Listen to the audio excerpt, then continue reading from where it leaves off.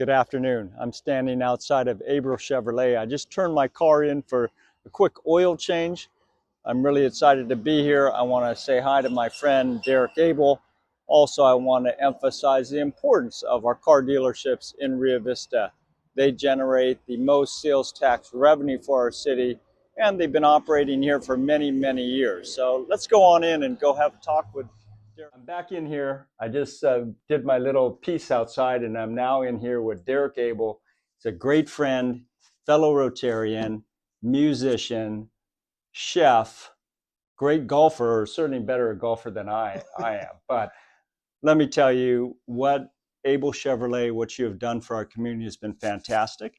And maybe you could just share a little bit about your history. Yeah, so the original Smith side of the Abel family, which is who my grandfather married into in the early 1900s, the Smiths actually were pear farmers out here between us and Willow Grove on Grand Island. Wow. And I think our first orchard was planted in the 1870s. And so that's where the history goes back on that side of the family. So it wasn't cars. No, no. And my dad actually aspired to be a farmer, but then his dad died when he was 24. So he came in and helped with the dealership. Got it. But my grandfather was from Lubbock, Texas originally. He was driving a Standard Oil truck in the Yosemite route in the 1915 to 1925-ish time frame. But he started out there, and then one of his friends, he was getting kind of tired of the snow and that route, and one of his friends brought him to Delta, and he fell in love with it. Then he fell in love with my grandmother. Yeah. That'll keep you here, or keep him here. Yeah, and so then he was looking around, and the Sidwell garage came up for sale, and so he bought that August 5th, 1935. And that's the Sidwell, where the Sidwell Hotel was? Well, it's where the parking lot is next to it. Okay. Right, so that parking lot across from the library, sort of, right next door to the old Ram Sidwell Hotel.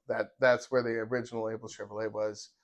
But I don't know if we did any business there because he then moved the operation to where the Bank of Stockton is now. And it was funny because it was a two-story building. Well, the showroom was on the bottom story and the service department was on the top.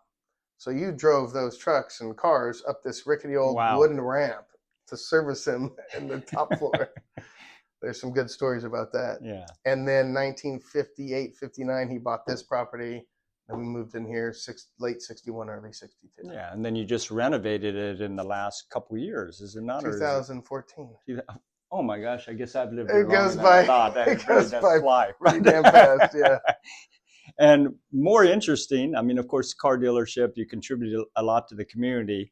You've been a Rotarian, of course, but you're also a chef, right? And have you been cooking lately? No, not much. No. Working with the country club with our restaurant at Sequoia Woods with some of my old recipes, just to reinvigorate the chef. He's been there 25 years, and he's like, give me some new ideas. And so it's been fun working with him, and whatever little bit I can help with him. He's an amazing chef. Yeah. So and Sequoia is open to the public for the dining. It's a private golf club, correct? Yeah. Right. But if you call, they'll hook you up with a tea time if you're interested in membership, stuff like that. Right. Or if you're a friend of mine, call me.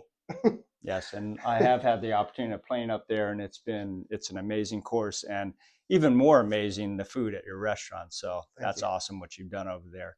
So that's fantastic. What else is there? Do you have any gigs coming up? Nothing. We got a couple weddings later in the summer, and then I'm just working on gigs. We're trying to get out to like Manka's Corner and stuff like that. And that's always fun. Just to keep us busy. Yeah. But we're a 6-piece now. Yeah. Well, you saw it at Lucy's. Right. I tried to fit the whole crew into that little patio, but it worked out. It works out. I mean, the amount of people that they cram into Ben's Friends of the Vine is pretty amazing. Before jumping into the agenda, I want to thank our fire chief, the Chamber of Commerce, and of course the entire North Bay Health team for putting together a grade A opening ceremony this past Friday. Many of you have already shared your photos and posts because you were there, so I won't belabor it, but congratulations to North Bay on their grand opening and to the Rio Vista Fire Department on their 100th year anniversary. This week's agenda included 7 consent items, all approved quickly, allowing us to move on to several substantive items, including California Forever. First up was a resolution approving a task order with Infomark not to exceed $237,039 for SCADA upgrades to our wastewater treatment plants. SCADA stands for Supervisory Control and Data Acquisition. Well, this is a significant investment. It was budgeted, and when compared to the alternatives, it was clearly the right choice. In recent years, we've experienced repeated upsets at our beach plant, which is one of the reasons we're consolidating treatment operations to our Northwest plant. That process has already begun, but it will take roughly 5 years. Had we not moved forward with these upgrades, the state settlement agreement would have required us to pay $78,000 with no fix to the problem and the risk of escalating fines over the next 5 years. Of the $237,000, about $105,000 of it is for the beach plant, with the remainder going to the Northwest plant.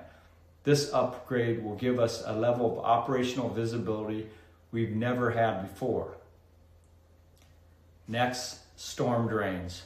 Aging infrastructure across much of our city continues to be a major challenge.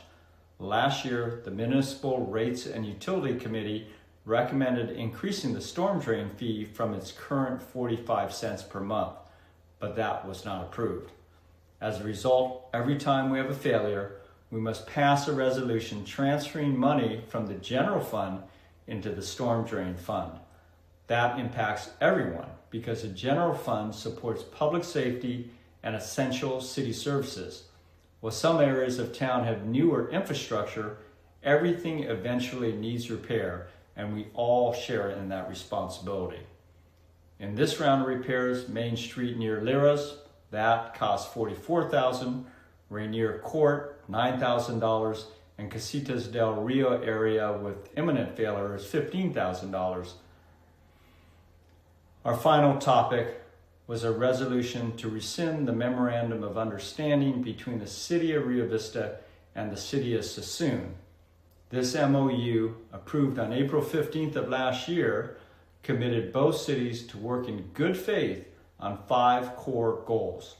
1, protecting operations at Travis Air Force Base. 2, ensuring long-term regional water sustainability. 3, studying and mitigating traffic impacts. 4, prioritizing investment in education. And 5, achieving long-term economic sustainability, including infrastructure and operational needs. While we did meet and discuss these items when California Forever submitted their applications to Sassoon without any advance notice to Rio Vista, we concluded that the collaboration was no longer mutual for us. Rio Vista would absorb many of the long-term impacts, including traffic, water, education, and economic sustainability, 4 of the 5 commitments in the MOU.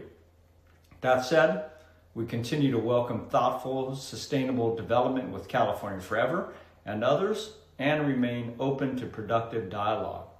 Finally, I always encourage residents to reach out to me or your council members directly for accurate information rather than relying on commentary that often spreads misinformation for personal gain. Council decisions aren't driven by sound bites. They're shaped by one-on-one conversations and fact-based discussions with constituents and community groups.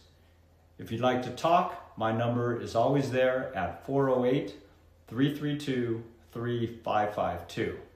Have a great weekend.